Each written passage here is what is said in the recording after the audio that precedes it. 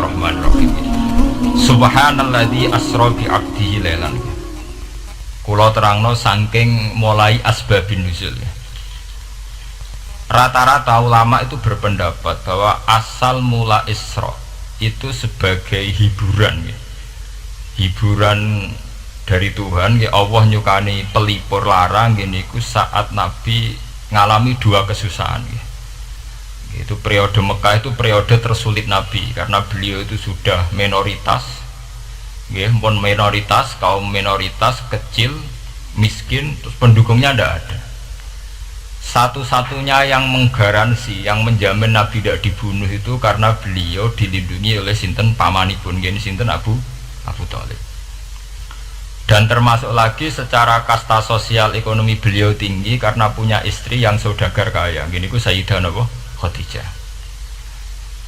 Tapi ternyata orang yang selama ini benar-benar di belakang Nabi, baik secara materi maupun moral, sing ente-entean berjuang, ternyata wafat. Khadijah Abu Thalib wafat, terus dikenal tahun itu tahun Amul Husni, tahun kesusahan. Sudah gitu niki sing termasuk ilmiah nggih, ilmiah. Sudah gitu secara ilmiah psikologis kejiwaan Nabi terguncang. Niki rungokno tenan nggih, niki ngaji nggih. Terguncang itu karena secara mitos nggih, keyakinane tiyang Arab niku pun kadung kedikte embek keyakinan yang ditanamkan ulama-ulama Yahudi dan Nasrani. Nggih, kula baleni malih nggih. Kafir Mekah itu orang-orang bodoh, orang-orang enggak terpelajar. Mereka itu punya satu mitos, satu keyakinan yang ditanamkan oleh tokoh-tokoh intelektual Yahudi maupun Nasrani.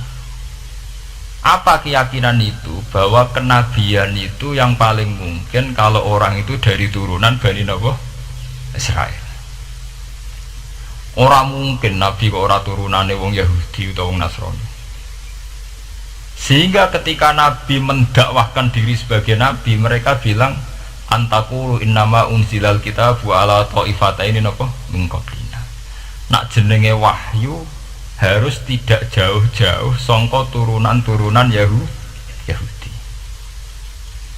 Sebab itu banyak cerita di Quran, cerita konsultasine tiyang kafir Mekah nggih pada tokoh-tokoh Yahudi. Setelah konsultasi ya disesatkan, orang mungkin Nabi kok nemu ummiyin mung bintu-bintu untuk napa?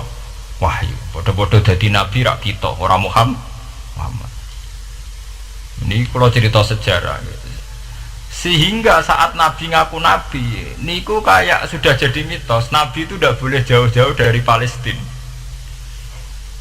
Karena Nabi Ibrahim orang Palestina, Nabi Isa orang Palestina, Yahya Zakaria juga orang Palestina, Nabi Musa juga orang Palestina. Semuanya itu tidak jauh-jauh dari komunitas Baitul Aqsa. Ini ku masjid Baitul Maqdis dari Baitul Muqaddas. Lah itu wong kafir pinter, saking kepengen nyudutno Nabi Muhammad itu sampai Nabi mesti ning Palestina, ya mesti roh cerita-ceritane Nabi ning Palestina. Lah kowe apa tau roh Palestina?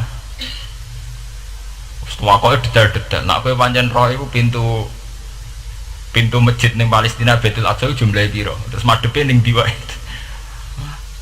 Jadi bahwa Nabi ngeklaim diri sebagai Nabi yang bisa membaca malakutas samawati, baca alam-alam gaib, niku dites nak iso tenan. Saiki aku takok jumlah pintu Baitul Maqdis piro. Niki peringatan kangge santri-santri bahwa semua Nabi itu di luar dites fisik. Artinya zaman Nabi sholat ning masjid kayak teletong unta terus disiksa Abu Jahal itu hanya ujian-ujian fisik. Tapi di luar itu sebetulnya Nabi juga mengalami ujian-ujian intelektual.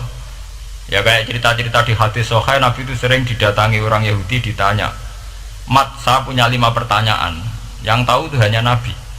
Kalau kamu bisa jawab ya Nabi, kalau tidak ya tidak Nabi. Termasuk takokane, apa pertama yang dimakan ahli jannah saat masuk surga? Takokane aneh-aneh. Terus kenapa anak itu kok kadang mirip bapaknya, mirip ibunya? So takok aneh-aneh. Dan itu berlanjut terus sampai Nabi di periode Madinah. Nah sebab itu Nabi itu secara intelektual itu diasah Tuhan lewat proses Isra, di mana Nabi saat itu secara fasih bisa menjawab jumlah pintu Masjid Aqsa sekian, perilaku Nabi Musa begini, wajahnya Nabi Musa begini, wajahnya Nabi Ibrahim begini, sampai di hati-hati Soheh Nabi bisa menjelaskan detail. Nabi Musa itu rambutnya kayak ini, wajahnya kayak ini, ada mutiwal, yaitu detail sekali Nabi. Sebab itu di sini diterangkan oleh Imam Suyuti, peristiwa Isra adalah peristiwa di mana Nabi berjumpa para sinten Nabi. Itu asal usulnya kenapa? Karena sudah kayak menjadi mitos, Nabi itu tidak boleh jauh-jauh dari tradisi Yahudi, tradisi Palestina. Paham ben sampean roh asal usulnya. Tapi kemudian asal usul itu sebetulnya hanya sementara, hanya permainan politik. Mau sampean ben roh sejarah, permainan politik, manipulasi politik. Sebetulnya Nabi itu ya tidak jauh-jauh dari beliau adalah keturunan Israel. Israel itu bukan menunjuk sebuah negara loh, sampean pun salah paham. Israel dalam bahasa Quran itu menunjuk auladi Yakub. Israel menjadi negara kan baru kemarin setelah diberi kemerdekaan Inggris, paham ya? Israel sebagai negara kan baru apa? Kemarin, sehingga istilah Israel di Quran maupun di hadis adalah menunjuk auladi Yakub. So intinya di antara anak Nabi Yakub ono jenenge Yahuda. Yahuda di turunan-turunan itu min Bani Yahuda niku diarani Bani napa? Israel. Ternyata setelah dirunut, Nabi Muhammad itu ada beda jauh dengan keluarga Israel. Karena Nabi adalah turunannya Nabi sinten Ibrahim. Okay. Nabi Ibrahim niku gada putra kalih sing gada turunan gini ku Ishak kalian Ismail. Ismail kalian Nabi Ibrahim disalap teng Mekah. Gini ku sing disebut Quran inni askantu min dzurriyyati biwatin ghairi dzar'in inda baitikal muharram.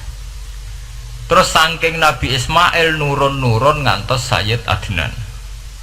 Ya, mulane nak teng berjanji disebut wa adnanu bila bin intadzawil ulumin nasabiyya ila dzabihi Ismail nisbatuhu wa muntama.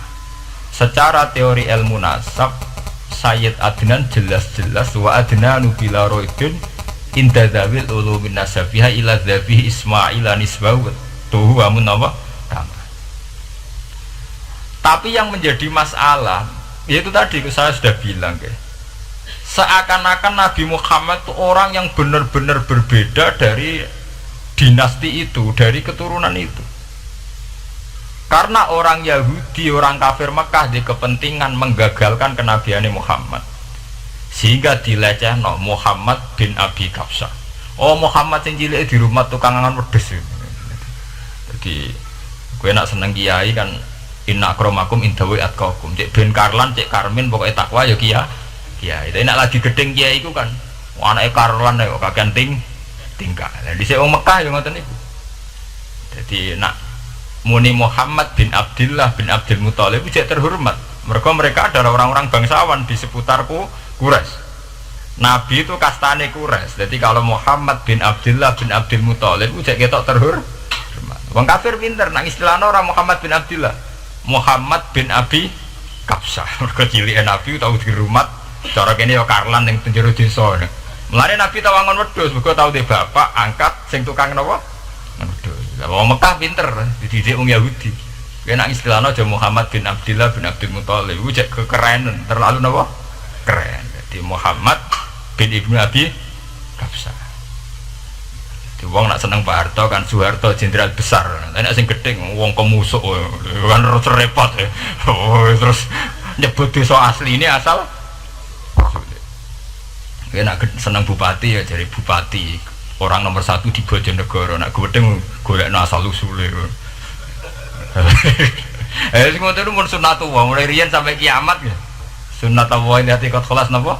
Mengkot. Walanta jadi sunnatillah napa? Tabdila.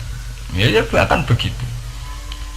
Nah sehingga peristiwa Isra itu satu peristiwa rohani ya. Selain peristiwa rohani nanti akan diwajibkan sholat, juga ada peristiwa intelektual, ada pengajaran intelektual bahwa semua nabi itu harus punya tradisi yang sama, punya karakter yang sama.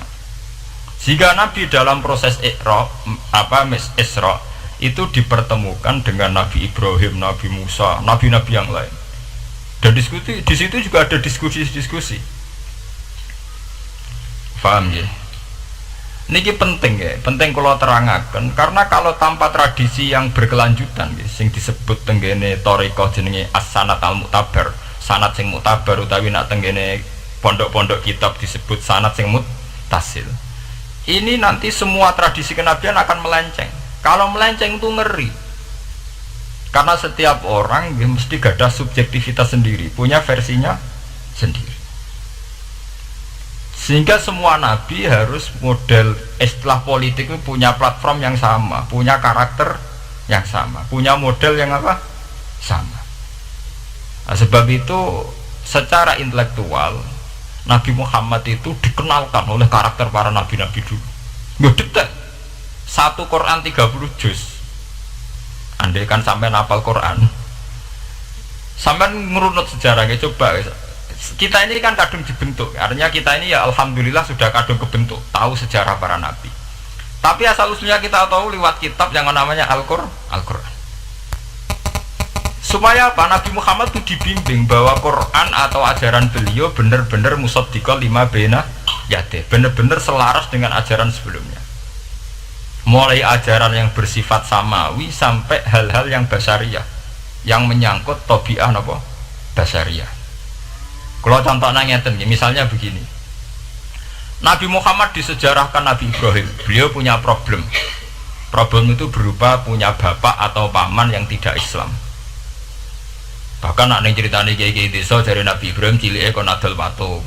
Terus didol meniki patung, ya ora manfaati ra mudarati, mbok tuku ya karepem ora napa karepem. Mbok sanate mbok ora, pokoke cerita itu populer. Disejarahkan begitu. Sehingga Nabi Muhammad tahu, oh ternyata yang punya problem ngadepi keluarga itu tidak saya tok. Dulu Nabi Ibrahim juga punya problem ngadepi keluarga. Aku tak lumayan terima paman, Pak Lek, Pak De, Abu Jahal sinten? Abu Lahab. Nabi Ibrahim malah bapak. Dah gitu. Setelah itu juga diceritakan tentang Nabi Nuh, Nabi Lut, seorang nabi besar yang punya nasib sial, yaitu istrinya pengkhianat. Mereka jadi kiai di bojo judes itu tidak masalah. Mulai dhisik terima kiai di bojo judes biasa.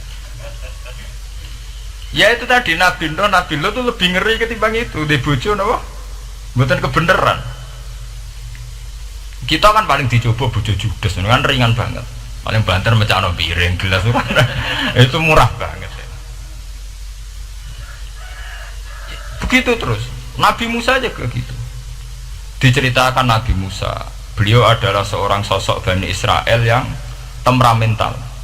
Ya basariah sekali. Saking temperamentalnya ketika tukaran ya jotos. Karena nak kiai temperamental kadang jotosan. Yono sanate ya Nabi Musa nak tukaran ra cocok napa?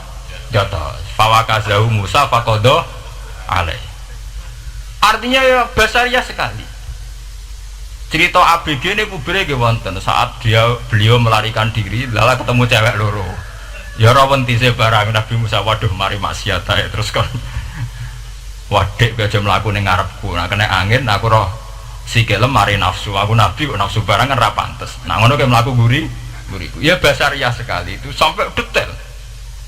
Terus ketika itu terus disuaka politik oleh Nabi Syuaib. Sehingga menjadi tradisi bahwa semua nabi akan mengalami problem dengan kaumnya, kemudian disuaka politik oleh komunitas yang berbeda, yaitu komunitas Syuaib itu di luar pemerintahan Fir'aun. Sama seperti yang dialami Nabi Muhammad, komunitas Mekah itu menyiksa Nabi, bahkan mengimbargo sinten Nabi.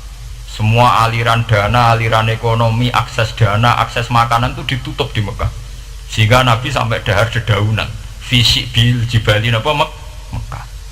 Tapi beliau diselamatkan oleh sahabat Ansor yang terpisah dari komunitas ahlu Mekah. Itu mirip ceritanya Nabi Musa yang diselamatkan Nabi Syuaib yang terpisah total dari komunitas Fir'aun.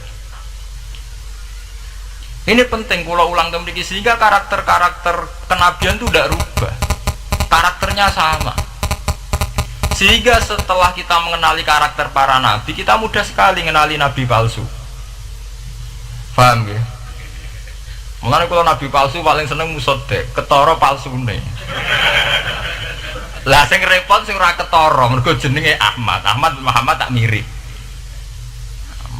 Mulane nek kowe di jeneng supaya ora aku nabi jenengno Kartolo.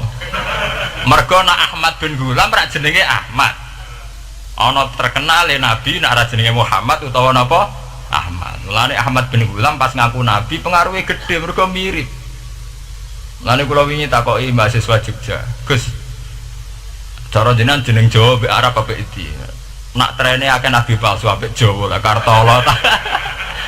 Karena secara kriteria kenabian ndak akan masuk. Nah anak jenenge Kartolo atau Karmen itu ndak akan masuk kriteria wong sing bakal jadi nabi. Lah anak jenenge Ahmad tak mirip-mirip nabi. Oh Ahmad Hulam bin Mirza wani ngaku nabi mergo jenenge Ahmad. Musoddaq ya mergo musoddikol 5 bena ya teh. Lah anak Kartolo, Karmen, Karlan agak ono. Mulane saiki sing jenenge Jawa kudu syukur. Akan terbebas dari mengaku napa nabi. Lho syukur kan gak akan salah. Di barokah sampean jeneng Jawa orang-orang ngaku napa nabi. Selamat. Kudu syukur. Paham ya? Ndak apa-apa, itu harus dinikmati. Yaitu tadi ya, karena nabi itu punya karakter yang sama, punya tradisi yang sama, yang mirip-mirip. Itu kenapa Quran berkali-kali menceritakan sisi-sisi kenabian Nabi di luar Nabi Muhammad. Karena biar karakter Nabi Muhammad terbentuk, ya, terbentuk dengan karakter Nabi sebelumnya, tidak melenceng. Kemudian itu ditiru oleh ulama kita. Kita punya guru punya guru lagi, punya tradisi yang sama. Nak mulang kudu istiqomah, santri loro lah kudu diulang. Nah, sedadi kiai aja mau mripat ijo nek ora dhuwit. Wis pokoke dilatih. Lah tapi jare kiai saiki ora mripat ijo, mripat abang. Mergo dhuwit saiki abang. Dhisik dhuwit paling gedhe rak 50.000 iku rak ijo. Lah saiki 100.000 abang. Lah dhisik nak nasihati nak roh dhuwit aja mripate abang. Mergo ijo wis gak akeh saiki. Paham napa? Kena akal-akalan ngoten jan repot. Gara kula di santri dablek, nak di bojo aja moro tangan. Kula mboten moro tangan, kula saduk kok moro sikil. Kena anekdot ngono rusak. Adu-adu ning bojone. Bojone loro, bareng bojone nguwak. Kowe jare rabi Pak ning njaba, bojom jare loro fitnah. Sing bener telu. Ayo kan repot. Ketemu cangkem elek rusak kabeh. Fitnah udah nak loro. Sing bener apa? Telu. Lah sakniki mun politik ngoten enggak, saya sebagai pejabat tidak pernah mengkorupsi 1 sen pun uang rakyat. Wong edan tapi korupsi ya sak sen. Wong ra waras tapi korupsi napa? Sak sen. Ngono miliaran tok. Korupsi napa? Sak sen. Ya mesti ae gendeman. Ayo, jadi zaman akhir itu kayak zaman dhisik, kayak Abu Nawas kabeh. Jadi apa-apa niku pun mboten karu-karuan. Mun ya. Wah itu permainan kata begitu niki kula penting kula terangaken nggih. Saya sebagai ahlul Quran, orang yang banyak baca Quran nggih. Itu kita akan tahu betul betapa parahnya nggih, atau akibat negatifnya dari permainan kata itu. Dan itu dilegalkan Quran, disahkan Quran dalam beberapa ayat. Yaqulun apa yuriduna ayutfi'u nurallahi bi afwahihim. Orang-orang Yahudi, Nasrani, kafir Mekah itu ingin sekali membunuh Islam lewat permainan kata bi afwahihim. Yaitu tadi misalnya kalau Muhammad bin Abdullah bin Abdul Muthalib itu kelihatan keren karena masih Bani Quraisy. Tapi kalau diistilahkan Muhammad bin Abi Kabsyah, wah Muhammad sing anake Karlan iku ora ummiyin. Balik dadi wong alim terus diistilahno bapakmu sing cilike iku angon wedhus. Ya terus repot terus ajur kabeh. Itu biafahim. Efektivitas biafahim itu sampai tenggene Tarikhus Suyuti wonten keterangan wa min dzalika irtadda jam'un minas sahabah. Dari permainan kata yang ditanamkan orang Yahudi itu sampai banyak sahabat yang murtad. Istilahnya itu jam'un minas sahabah. Meskipun setelah murtad itu ya divonis tidak sahabat. Misalnya menyangkut nasa mansuh. Orang Yahudi pinter, du'afaul muslimin, orang-orang muslim yang imannya masih lemah. Delok le nabimu, wong kok pelin-pelane ngono. Dhisik Ka'bah madhep Baitul Maqdis. Iku wis bener iku, mergo kiblate Nabi Musa. Nabi-nabi dhisik kiblate Baitul Maqdis. Nah, saiki gara-gara dekne kangen keluargane pancen dekne cak Mekah, saiki kangen Mekah. Terus kon manggon omahe buyut-buyute. Dadi saiki kiblat diadepno omahe buyut-buyute. Kangen-kangene dhewe dienggo urusan kiblat jare. Jadi pas Nabi itu masih di Medina. 16 bulan Nabi salate madhep Baitul Maqdis. Suatu saat tok wahyu falanu walliyana kiblatan tarduha. Fawalli wajhaka syatral Masjidil Haram. Sakniki kan madhep teng Mekah.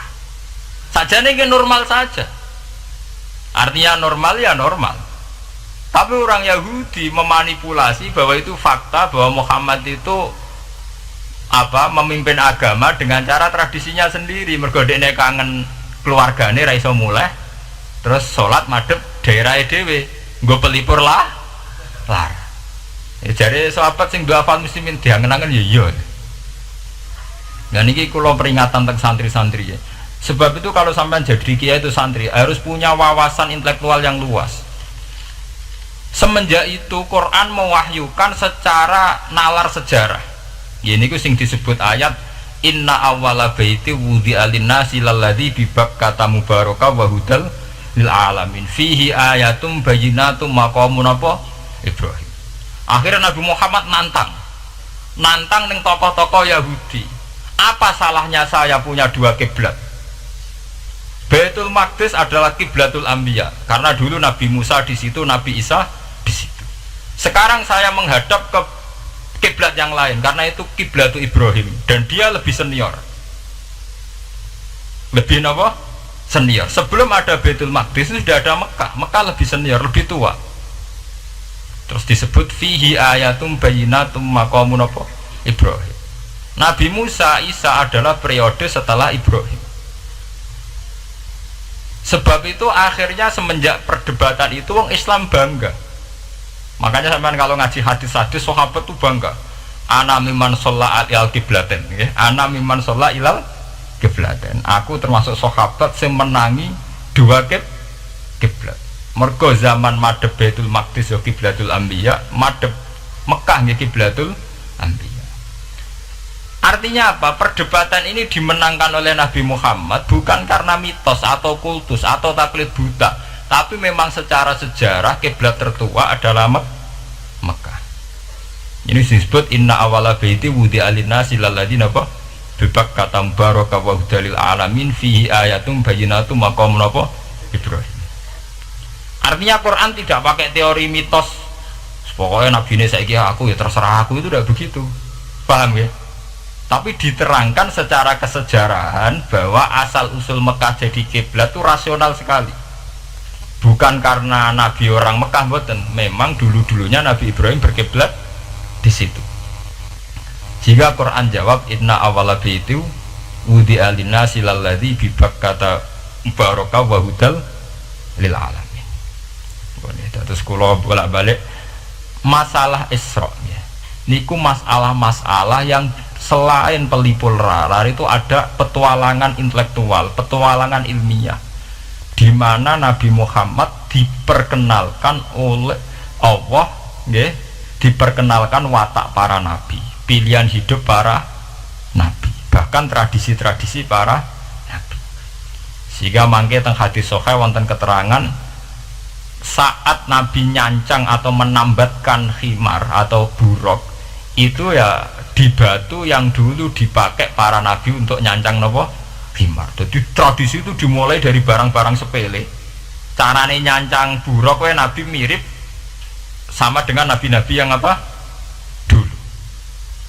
Terus memulainya Mi'raj juga sama dengan nabi-nabi dulu.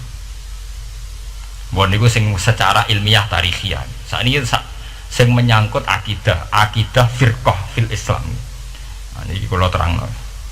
Menurut ahli sunnah, orang yang mengingkari Isra itu kafir.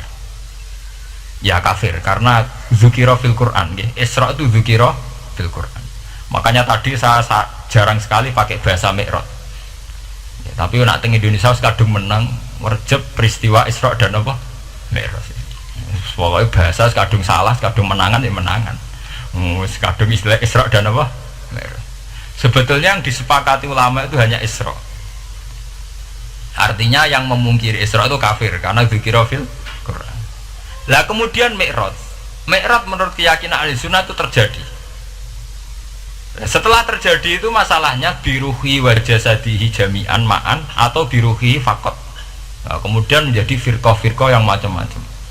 Ada yang meyakini biruhi wa jasadi, ada yang meyakini biruhi napa fakot. Sampai kalau ngaji Al-Kawakibul Lama'ah karangannya Mbah Fadol atau kitab-kitab panduan ahli sunnah yang disahkan oleh NU dulu pas musyawarah besar di Jepang yang dipakai panduan itu dulu yang disahkan itu Al-Kawakibul Lama'ah yang dikarang Mbah Fadol. Itu memang kita termasuk ngikuti yang biruhi wajah jadi. Tapi sebetulnya dalam kelompok yang biruhi fakot itu ada orang keren di dalam dunia ilmiah ini, termasuk Aisyah meyakini biruhi apa? Fakot. Ya, tapi itu sudah masalah-masalah kemudian berkembang menjadi di luar masalah firqah, terus menjadi masalah said, masalah pengetahuan. Kalau masalah pengetahuan tentu kita ini terus masalah kan, artinya masalah itu kalau iman diukur dengan akal ya kadang tidak sambung. Wah itu mokal, orang dengan kecepatan sekian pasti hancur. Dan agama ukur akal terus ya repot. Wong dipendem sudah dibualung ya dibualung, dibakas tangi bareng. Jadi sing disoal ora mek rotok kabeh napa disoal.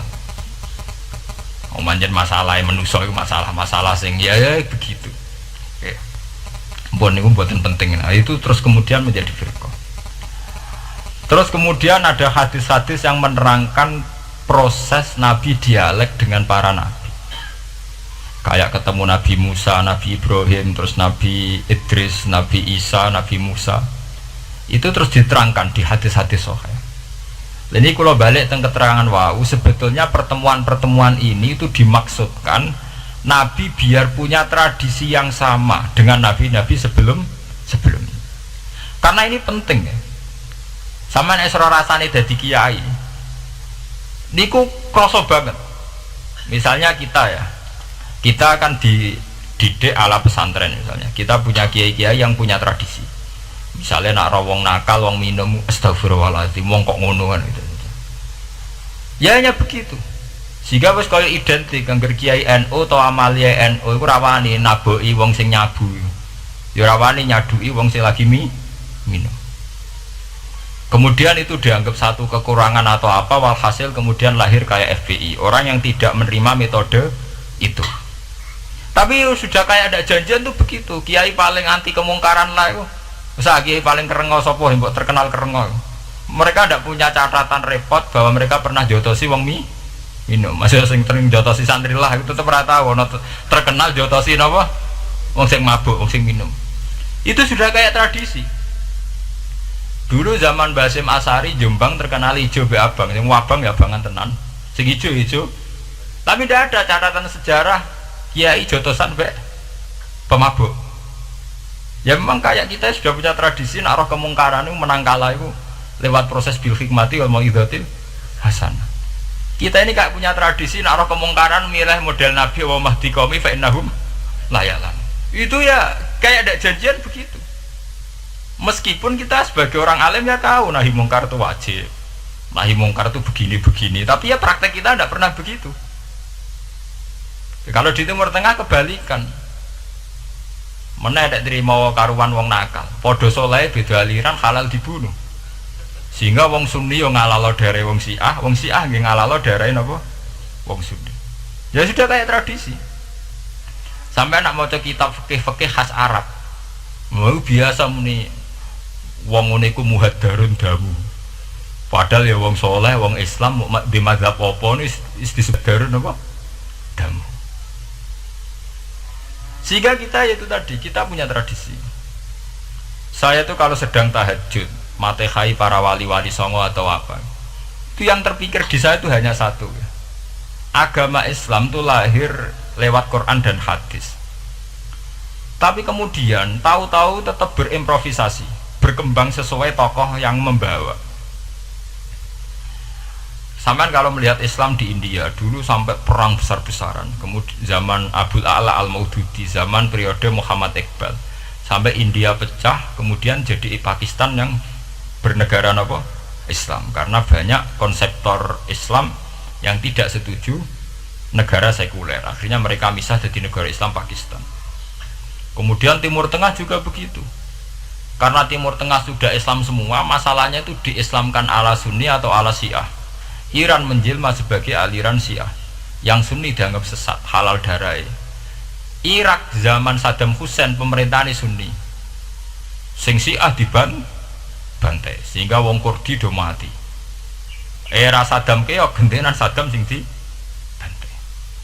Makanya kalau saya ngaji di Jogja, seminar di Jogja bilang, kita ini harus bersyukur. Kita ini punya tradisi konflik yang terbaik di dunia. Enggak, kita ini punya tradisi konflik yang terbaik di dunia. Sampai nak Isra Ikhwanil Muslimin teng Mesir, Badan Intelijen Nasional atau Badan Stabilitas Nasional, Bakor Setanas atau itu harus terima kasih sama tradisi tokoh-tokoh Islam di Indonesia. Lepas dari kita setuju tidak setuju itu terserah, tapi kita punya tradisi konflik yang paling baik di dunia. Kurang bencinya Gus Dur sama FPI atau FPI sama Gus Dur, paling mereka ya adu statement di depan wartawan. Itu bagus sekali. Cara neng Arab wis tembak-tembakan. Kita punya sejarah. Secara pesantren saya itu punya sejarah panjang. Zaman Mbah Imam beda dengan Mbah Zubair, zaman Kiai Memun beda dengan Kiai yang lain. Paling adu statement saat ada tamu itu paling bagus. Kita punya tradisi konflik paling bagus di dunia. Kayak apa mangkalnya orang NU saat Gus Dur diimpis, dipecat. Tapi habis itu ya sering seminar ketemu Amin Rais. Ya mereka adu polemik, ini tidak konstitusional, ini apa?